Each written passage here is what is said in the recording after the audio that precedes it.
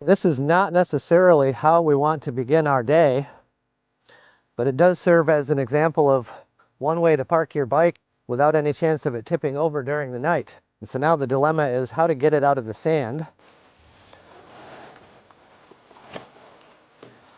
Let's see if I can sort of fill this hole in with dirt a little bit here. There's nothing in that pannier, it's empty. And so really I've kind of minimized the weight of the motorcycle as much as I can, and now I just need to pick it up. And if I can't do that, then it's time to use my Garmin InReach and hit the SOS button. Just kidding, I'm sure we'll be able to figure this out. There we go. Whoa, almost went back the other way.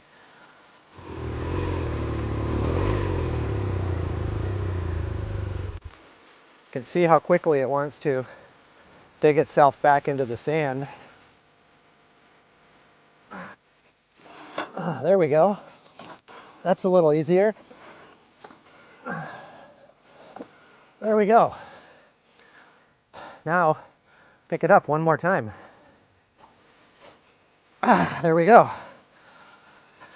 I should be able to ride out now that I'm upright and pointed in the right direction. So now I'm going to walk down the beach and set up my Fuji mirrorless camera on the tripod with the 90mm lens, my secret sauce for excellent cinematography. And I'll have my drone in the air, and I'll have both of the GoPros rolling, so this is going to be all guns ablaze.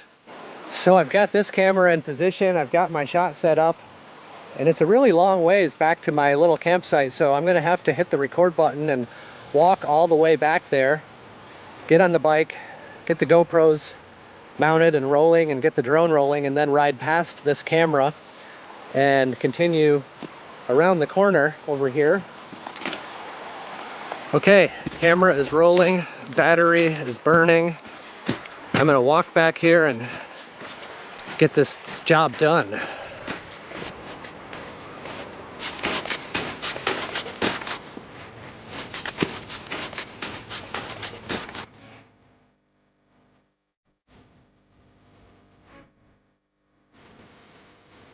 And for this shot, I'm not even going to buckle my helmet. It just saves time. I'm just going down the beach. So let's attach this GoPro now to my helmet.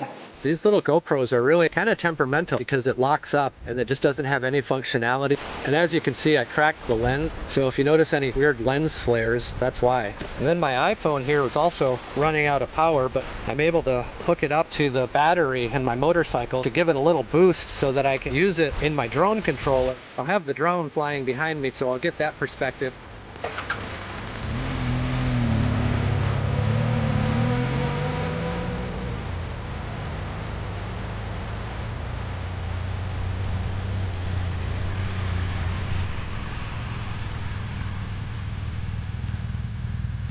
I feel like for the first time on this trip, I really found what I was looking for way out here on the far western reaches of Vancouver Island, a really remote and beautiful and wild place, and I was able to find the kind of campsite that I was looking for that was scenic and beautiful. I got there with plenty of time to film things and all of it, the cinematic glory that I wanted.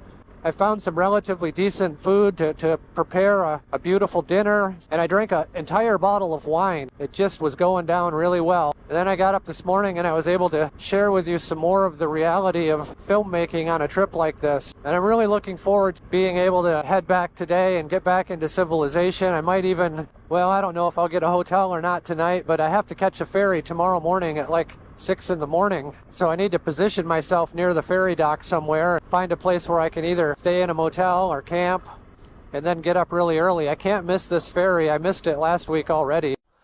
The drone has become a very powerful weapon in my cinematic arsenal. And I charge batteries as I go. I always try to start with a fresh battery, because the last thing you want to deal with, the drone running out of battery. This is the most important bag of all because that's a hard drive that contains all of the footage from this project. Got the drone controller right here. Zip our camera bag back up, strap on and unstrap. As easy as I can make it, but also it's still kind of cumbersome. And then I have to take the sticks out, the joysticks, and mount them in, but at least they pack up pretty small. Turn on the remote controller, turn on the drone, and we'll position this ram mount, the remote control, right here. Everything is in position. I'm going to launch the drone. There it goes. And we're just going to record some scenes of me riding down this hill on Vancouver Island. So we'll kind of set up our shot here. I will enter into the frame and I will move the drone with the remote controller.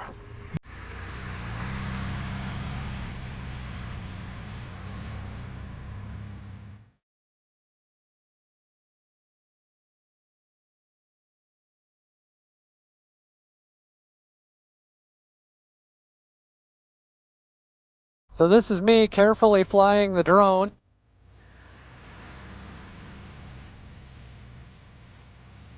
This is a good shot because I can really clearly see myself on this road. I'm a black silhouette against the white background of the road itself. And I feel like this is a shot that can be repeated over and over and over again because it has an inherent story in it. You have the story of a landscape with a road, which implies a journey, and then a lone figure, a motorcyclist on that road going somewhere. And all that really changes is the landscape.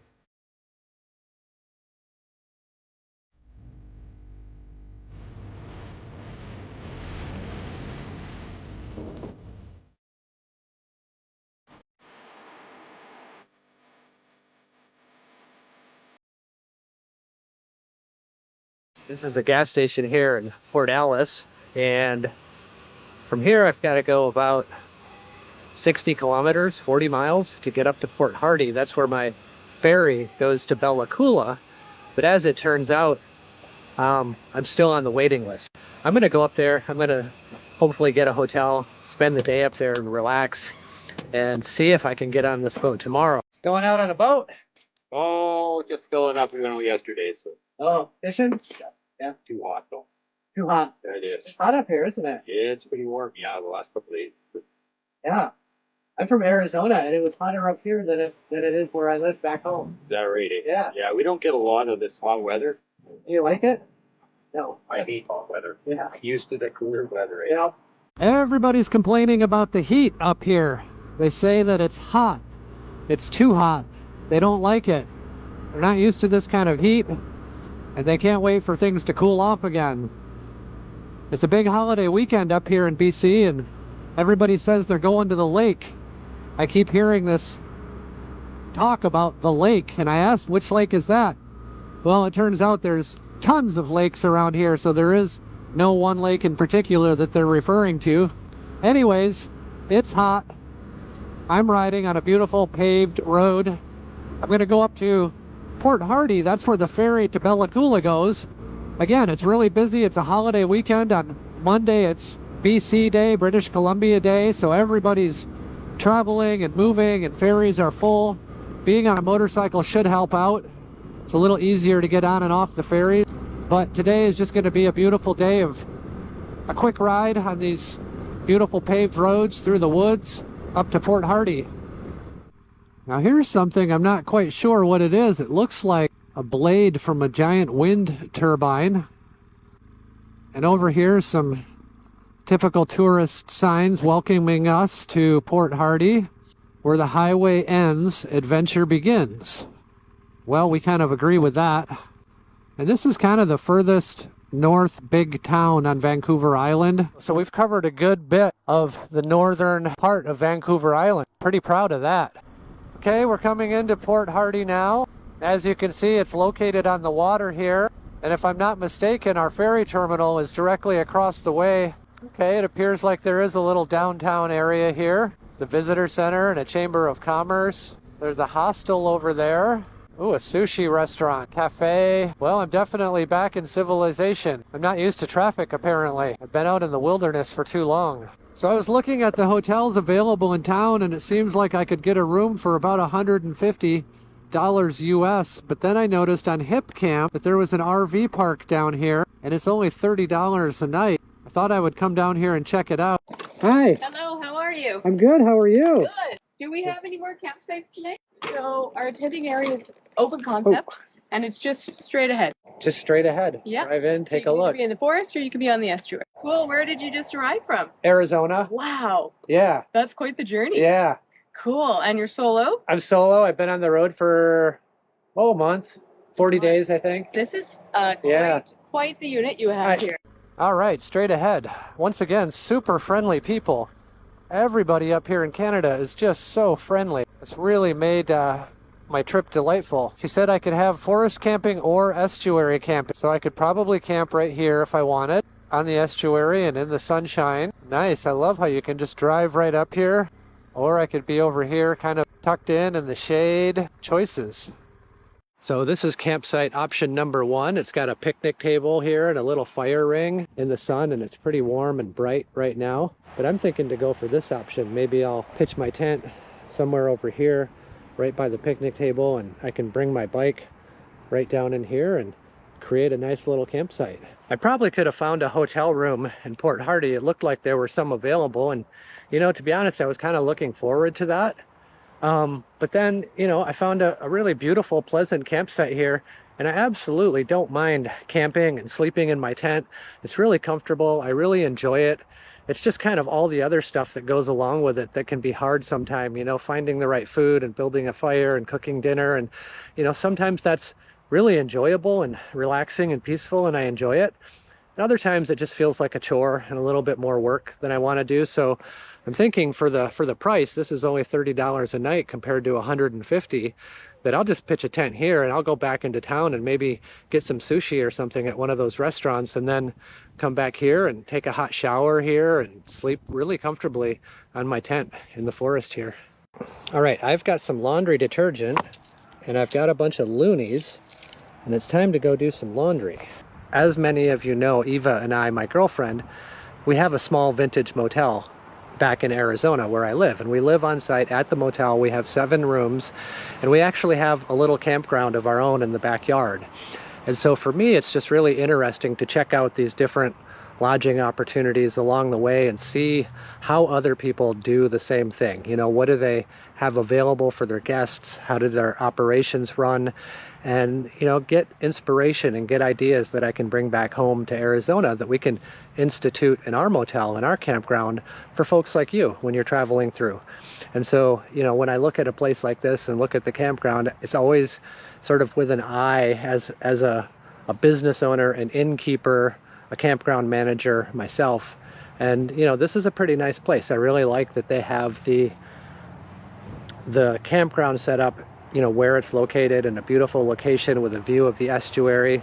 So right now I'm going to go do the laundry, and you know, I can see that they have these cool little cabins over here. There's a playground for children. There's an outdoor barbecue pit that's covered from the sun and the rain. Already it's just like, you know, a cool vision of what I want to do with our place in Arizona, and it's just really fun to check these kinds of places out along the way on a trip like this. Over here, we've got a laundry room and a shower. So I'm wearing the only piece of clothing that I own besides every other piece of clothing that I own, which is going to get washed. It's only $2, 2 loonies.